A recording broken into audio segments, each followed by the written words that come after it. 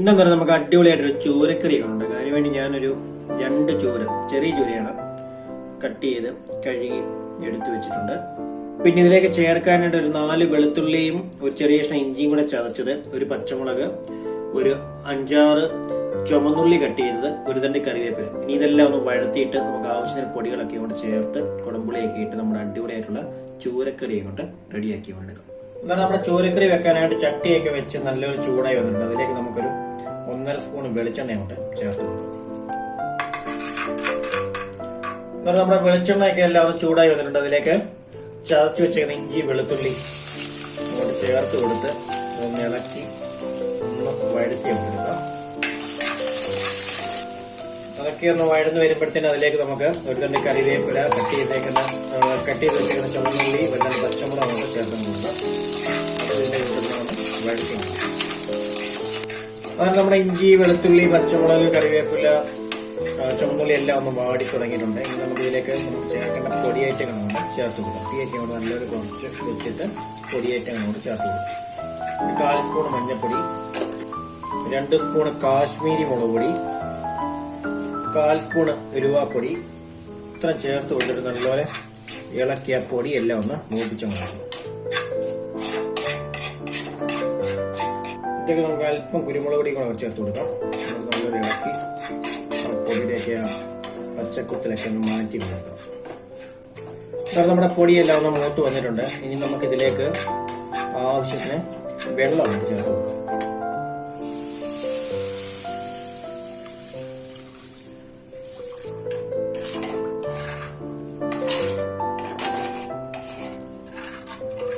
ഇനി നമുക്കിതിലേക്ക് 2-3 ചെറിയ കഷ്ണം കുടംപുളിയും കൂടെ ചേർത്ത് വെച്ച് നല്ലപോലെ ഇളക്കി അടച്ചു വെച്ച് നമുക്ക് തിളപ്പിക്കണം. അങ്ങനെ കുടംപുളിയൊക്കെ ചേർത്തിട്ട് ഇതിലേക്ക് ആവശ്യത്തിന് ഉപ്പൂടെ കൂടെ ചേർത്ത് കൊടുക്കണം. ഉപ്പൂടെ ചേർത്ത് കൊടുത്തിട്ട് ഇളക്കി കൊണ്ട് കൊടുത്തിട്ട് നല്ലപോലെ കൊണ്ട് തിളപ്പിക്കണം. തിളപ്പിച്ചിട്ട് വേണം നമ്മുടെ മീനല്ല ഇതിലേക്ക് കൊണ്ട് ഇട്ടങ്ങോട്ട് കൊടുക്കാൻ വേണ്ടി. ഇനി അടച്ചു വെച്ചാൽ തിളപ്പിക്കും.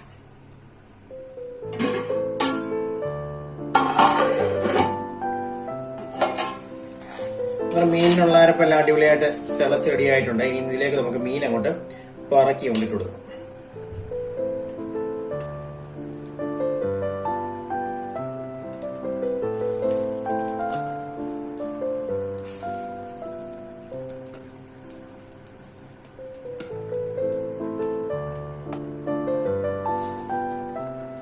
മീനെല്ലാം നമ്മൾ ഇട്ട് കൊടുത്തിട്ടുണ്ട്. ഇനി എല്ലാം ഒന്ന് ഇളക്കി കൊണ്ട് കൊടുക്കാം.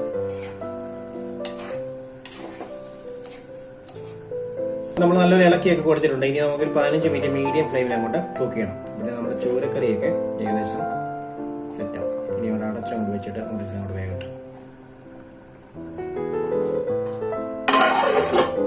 എന്നാൽ നമ്മുടെ ചൂരക്കറിയൊക്കെ വെച്ചിട്ട് ഏകദേശം ഒരു 10-15 മിനിറ്റ് ആയിട്ട് തുറന്ന് നമുക്ക് നോക്കാം.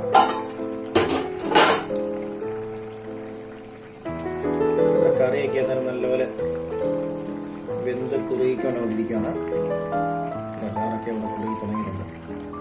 വെള്ളം കുറച്ചാണ് വെച്ചേക്കുന്നത്, മീൻ കുറവായതുകൊണ്ട്.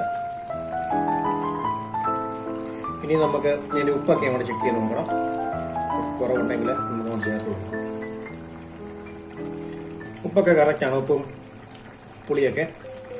നമ്മുടെ കറിയൊക്കെ ഏകദേശം ഒന്ന് റെഡിയായി വന്നിട്ടുണ്ട്. 5 മിനിറ്റ് കൊണ്ടിരിക്കട്ടെ.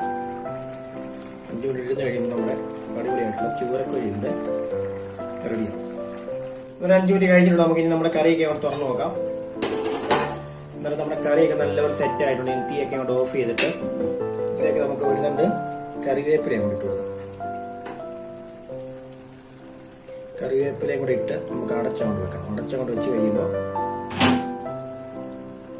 നമ്മുടെ ആ ഉപ്പും എരിയും പുളിയും എല്ലാം നമ്മുടെ കഷത്തിലൊക്കെ പിടിച്ച് നമ്മുടെ കറിയെല്ലാം തണുത്ത് കഴിയുമ്പോഴത്തേക്കും നല്ല സെറ്റപ്പാണ്. എന്നാൽ നമ്മുടെ അടിപൊളിയായിട്ടുള്ള മീൻകറി ഇവിടെ സെറ്റ് ആയിട്ടുണ്ട് കേട്ടോ. എല്ലാം നല്ലപോലെ കുറുകി സെറ്റായിട്ടിരിക്കുകയാണ് നമ്മുടെ അടിപൊളിയായിട്ടുള്ള ചൂര മീൻകറി.